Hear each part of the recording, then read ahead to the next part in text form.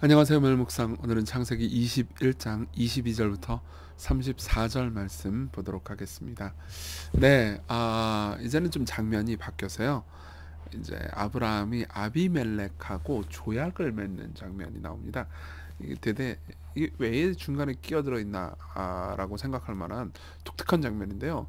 갑자기 아비멜렉이 아브라함을 찾아와 가지고, 아비멜렉 누군지 아시죠? 아비멜렉 그 저기 아브라함한테 그 사라를 데려갔는데, 사라가 이제 아브라함의 여동생인 줄 알고 속아가지고 데려갔다가 나중에 이제 화낸 그 아비멜렉 말하는 겁니다. 그랄 지역의 왕이죠. 그러니까 굉장히 강력한 권력자입니다. 이 아비멜렉이 찾아옵니다, 아브라함을. 그래가지고 너 나랑 서로 불가침 조약을 맺자, 이런 이야기를 하는 거죠. 내용 한번 살펴볼게요. 22절부터 보겠습니다. 그때 아비멜렉과 그 군대 장관 비골이 아브라함에게 말하여 이르되, 야, 네가 무슨 일을 하든지 하나님이 너와 함께 계시도다, 이렇게 이야기를 합니다. 사실은 진짜 하나님을 의지하고 신뢰하는 사람들 있잖아요. 그런 사람들은, 그러니까 시간이 지나면 신앙이 없는 사람들도 저 사람은 하나님께서 함께 하시는구나 라는 것을 느끼게 됩니다. 그러니까 꼭 뭐 부자가 된다거나 뭐든지 무슨 하는 일마다 승승장구한다라는 의미가 아니에요. 사실 아브라함의 삶에도 보면은 아브라함이 복을 받고 부유하게 된 것도 사실이지만은 엄청난 고통과 괴로움을 겪은 것도 사실이잖아요. 근데 이제 그럼에도 불구하고 신실하게 하나님을 신뢰하는 사람들은 역경 가운데서도 하나님을 또 바라보고, 그리고 고난 가운데서도 넉넉하게 인내하는 힘이 있잖아요. 그렇죠? 그러니까 이제 문제도 있지만, 아브라함도 죄를 짓기도 했지만은 또 아비멜렉하고 한테 죄를 지은 것도 있어요. 아비멜렉이 이제 이 뭡니까, 저기 뭐 거짓말했잖아요. 아비멜렉한테 자기 아내 사라가 자기 여동생이라고. 근데 어쨌든 간에 이제 하나님께서 너와 함께 계신다라는 걸 점점 알게 된 거죠, 아비멜렉 입장에서도.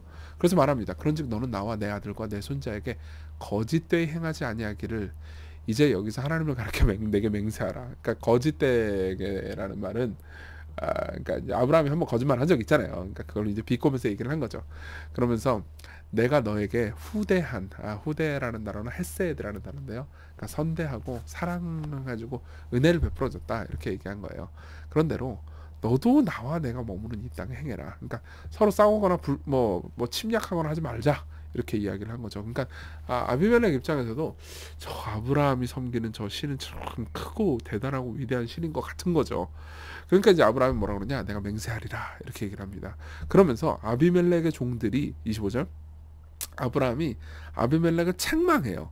아비멜렉의 종들이 아브라함의 우물을 빼앗은 일에 관하여 아브라함이 아비멜렉을 책망합니다. 그러니까 그 이전에 그 사이에 이제 무슨 일이 있었냐면은, 아비멜렉의 종들이 아브라함이 이제 가지고 있던 우물들이 있었어요. 근데 사실 이 브엘세바라는 지역이 이게 물이 별로 없는 지역이라서 우물이 굉장히 귀하고 이게 생존권에 관련된 문제였다고 그러더라고요.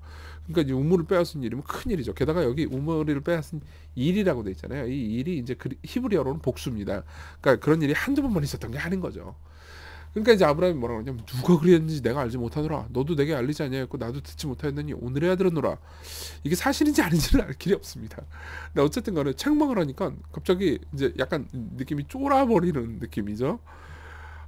그러면서 아브라함이 양과 소를 가져다가 아비멜렉에게 주고 두 사람이 서로 언약을 세웁니다.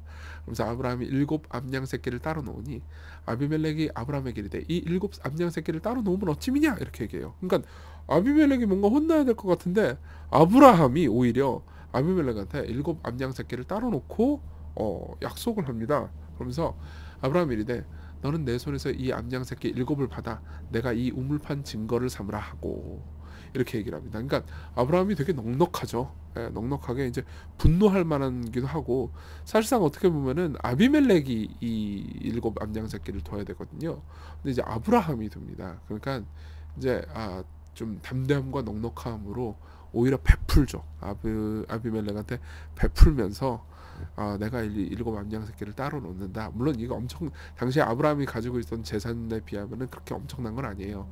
그렇지만은 내가 너를 받아들이고 용서한다, 이런 의미를 이제 품는 거죠. 그러면서 두 사람이 거기서 서로 맹세했으므로 그곳을 브엘세바라 이름하였더라. 그들이 브엘세바에서 약속을 합니다. 서로 불가침 제약을 맺어요.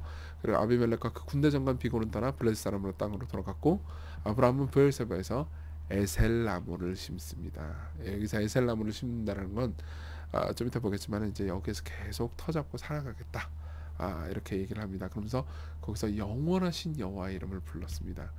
그러니까 그냥 여호와의 이름을 부르고 예배를 했다 이렇게 되는데 하면 되는데 왜 영원하신이라는 말이 들어갔느냐?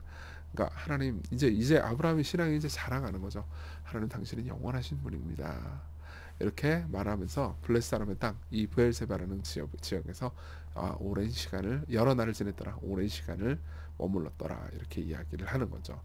자, 이야기가 왜 기록된 걸까요? 자, 좀 적용을 해볼게요. 사실은 이 이야기는요, 아브라함의 믿음이 자라고 있다는 것을 말해줍니다. 이제 우리는 다음 장에서 아브라함이 이삭을 바친 장면을 보게 될 거예요. 근데 그 사이에 이제 일종의 브릿지가 필요한 거죠. 그러니까 이제 창세기를 기록한 모세는 아브라함이 이제 어느 날 갑자기 막 이제 하나님께 막 확 순종했다, 뭐 확 이삭을 바쳤다 이런 얘기를 하기 전에 아브라함이 서서히 믿음이 자라고 있는 과정들을 추적해서 보여주고 있는 겁니다. 아비멜렉을 대하는 아브라함을 보면서 그는 왕인 아비멜렉에게 당당하게 요구할 걸 요구하고 있죠. 심지어 책망까지 하잖아요. 그리고 그걸 하되 양들을 줌으로써 넉넉하고 겸손하게 그것을 요구하고 있습니다. 그러니까 무슨 말이냐면요, 아브라함 입장에서는 아비멜렉이 꽤나 무서울 만하거든요. 근데 아브라함은 하나님을 신뢰하고 있기 때문에 더 이상 무서워하지 않고 있어요. 이 중에 제일 이제 중요한 거는 이 에셀나무를 심었다라는 말이거든요. 아브라함은 우리가 지금까지 아브라함 일생을 보면 알겠지만은 계속해서 좀만 뭐 있으면 막 도망가고, 좀만 뭐 있으면 도망가고 막 이런 사람이었어요. 좀만 무서우면 도망가고. 항상 좀만 무서우면은 저기 아내를 막 여동생이라고 속이고 이런 사람이었단 말이에요. 그러니까 두려움이 아브라함의 가장 큰 문제였단 말이에요. 그죠? 근데도 불구하고 이제는 아브라함이 에셀 나무를 딱 심습니다. 에셀 나무를 심음으로써 뭘 얘기한 거예요? 하나님, 나 여기 살렵니다. 하나님께서 내게 이 가나안 땅을 주시지 않았습니까? 나는 이제 무서워도 여기를 지키겠습니다. 무슨 말이죠? 나는 이제 세상을 두려워하지 않습니다. 이제 더 이상 아비멜렉을 두려워하지 않습니다. 나는 용기가 생겼습니다. 나는 아비멜렉보다 하나님을 더 두려워하고 경외하기 때문에 나는 하나님을 신뢰합니다. 이렇게 이야기를 하는 거죠. 여러분 보세요. 그러면서 아브라함이 뭐라 그래요? 하나님을 영원하신 여호와라고 부르죠. 그렇죠? 그러니까 하나님 영원히 나를 지켜주실 분이라는 신앙이 생긴 거죠. 그 이전에 교리적으로 몰랐다는 의미가 아니에요. 알긴 알았죠. 여러분들도 다 알잖아요. 하나님 우리를 지키시고 영원하시다. 이런 것들을 믿더라도 그게 마음에 이렇게 깊이 와닿지 않는데 아브라함이 이때 와닿은 겁니다. 여러분 보세요. 하나님께서 영원히 우리와 함께 하신다라는 믿음이 우리 안에서 자라날 때요, 우리는 더 이상 세상을 두려워하지 않게 됩니다. 용기를 가지게 되는 거죠. 비굴하고 교만한 게 아니고요, 용기 있으면서 담대하면서 겸손하게 되는 그런 놀라운 신앙을 가지게 되는 거죠. 자, 둘째는 담대함과 용기를 가지신 예수님을 바라보는 겁니다. 예수께서 이렇게 말씀하신 적이 있어요. 몸은 죽여도 영혼은 능히 죽이지 못하는 자들은 두려워하지 말고. 그러니까 아브라함 입장에서는 아비멜렉을 두려워하지 마라.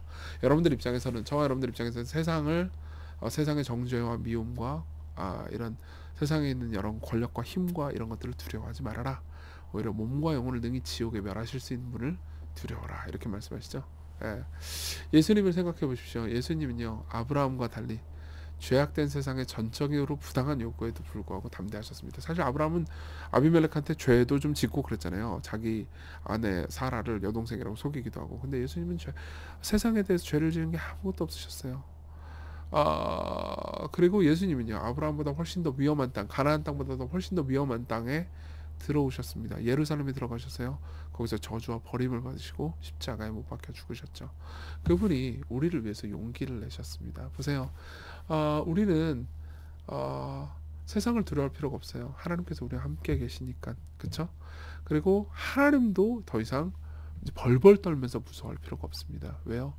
우리 대신 몸과 영혼을 지옥에 던지신 예수님, 우리가 마땅히 가야 되는 지옥을 그분이 우리 대신 십자가에서 경험하셨잖아요. 그렇죠? 그렇기 때문에 우리는 하나님을 사랑하고 하나님께서 우리를 사랑한다는 것을 확신할 수 있습니다. 그렇기 때문에 어떻게 되죠? 우리는 세상을 두려워할 필요가 없는 거예요. 여러분, 세상을 두려워하지 마십시오. 그분이 여러분들을 위하시면 우리가 뭘 두려워하겠습니까? 우리가 이 땅에서 조금 고난을 당하고 우리가 원하는 일이 원하는 대로 되지 않더라도 그분이 정말 신실하게 우리를 사랑하고 계십니다. 그것을 신뢰합시다. 그분의 사랑을 우리가 어떻게 볼 수 있을까요? 예수 그리스도를 봅시다. 팀 캐러 목사님의 말을 인용해 드릴게요. 어미 곰과 새끼 곰 사이에 감히 끼어들지 말라. 이게 되게 좋아하는 문장이에요. 그렇죠. 끼어들었다가 어떻게 되죠? 어미 곰이 그냥 예. 어미 곰이 평상시에 온순해도요. 새끼 곰을 해치려고 하잖아요. 그러면 진짜 목숨을 걸고 싸웁니다. 이야기나 영화에 보면 난공불락의 적에 맞서 악착같이 자녀를 지켜내는 어머니가 얼마나 많은가. 어머니의 그 용기는 어디서 왔는가? 사랑에서 왔습니다. 예수님은 왜 십자가로 가셨습니까? 예수님은 왜 그런 어마어마한 용기를 내셨습니까? 사랑 때문이죠. 우리는 어디서 용기를 얻을 수 있을까요? 하나님은 우리를 사랑하신다라는 사실에서 용기를 얻을 수 있습니다. 하나님께서 여러분들을 오늘도 사랑하십니다. 그럼 우리가 왜 세상을 두려워하겠습니까? 담대하게 사람들을 대하고 겸손하고 넉넉하게 사람들에게 베풀 줄 알 수 있게 되지 않겠습니까? 우리 같이 기도합시다. 기도할 때 하나님 넉넉함과 겸손함, 두려워하지 않는 담대함을 갖추게 해달라고, 사람들을 섬기는 동시에 또 맞설 수 있게 해달라고, 그리고 우리를 사랑하시기 때문에 우리를 섬기시고 목숨을 내놓으신 주님, 우리를 맞서시면서 동시에 회개하시는 우리를 사랑하기 위해서 모든 것을 주신 주님을 따르게 해달라고 같이 기도합시다.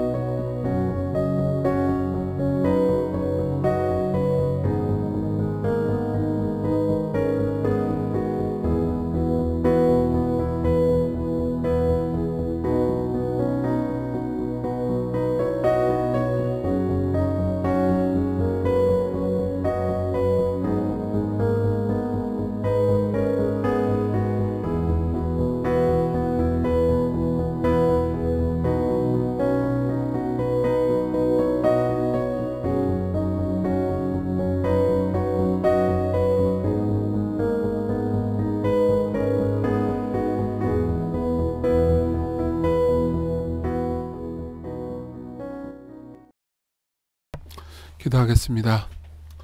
하나님 아버지, 세상에서 우리가 삶을 살아갈 때 종종 두려울 때가 참 많습니다. 예수님도 겟세마네에서 하나님의 진노와 저주를 받는 것을 두려워하셨지만 우리를 사랑하시기에 담대히 나아갔듯 우리도 당신을 사랑하기에 세상을 기꺼이 맞서면서 섬기는 용기를 주십시오. 예수님 이름으로 기도했습니다. 아멘. 네, 하나님께서 우리를 위하시면 누가 우리를 대적하겠습니까? 오늘 담대하고 기쁜 하루 되셨으면 좋겠습니다.